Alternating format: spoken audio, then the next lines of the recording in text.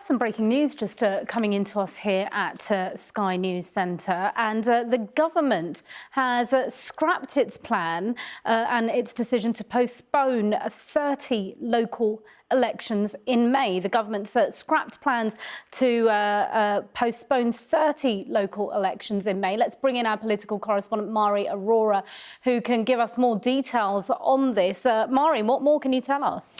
So this is quite an extraordinary U-turn from the government, because this is something that has been controversial for a while, and Reform UK especially have been adamant and incredibly vocal about the fact that they believed it was undemocratic not to allow 30 councils in England to have their local elections in May, as was supposed to happen.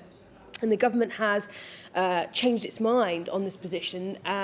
Here at Sky News, we've been trying to figure out how many U-turns we've had so far, and it feels, as far as we can calculate, this might be U-turn number 15 under Keir Starmer's premiership. And this is because there has been new legal advice that the government has received, and lawyers have warned that it might have been illegal to postpone those 30 council election polling days.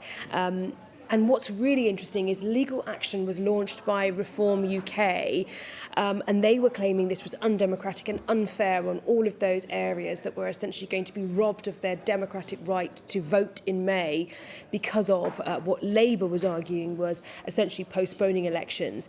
Now, Labour argued that the reason they needed to do this was to make it more efficient and also to save money, because what they are doing in terms of changing local government structure across England meant that some of these council areas were actually going to cease to exist in the form in which they're in now, because they are changing, potentially abolishing district councils, creating unitary councils and those kinds of areas of reorganisation. And therefore Labour argued there's no point having elections for a council that might only exist for another year, and then you have to have a whole new election when a new council is created, and that saves time, effort and money if we just essentially do away with those elections.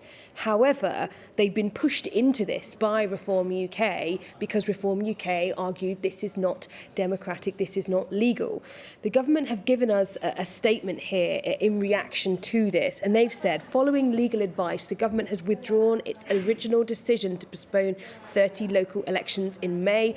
Providing certainty to councils about their local elections is now the most crucial thing, and all local elections will now go ahead in May 2026. They are now going to be revoking the secondary legislation that they introduced in Parliament to try and push through this postponement of elections. They're going to scrap that legislation, and they've also written a letter. The Secretary of State for Housing, Communities and Local Government, Steve Reed, has written a letter to council leaders to tell them to crack on and go ahead with those elections after all.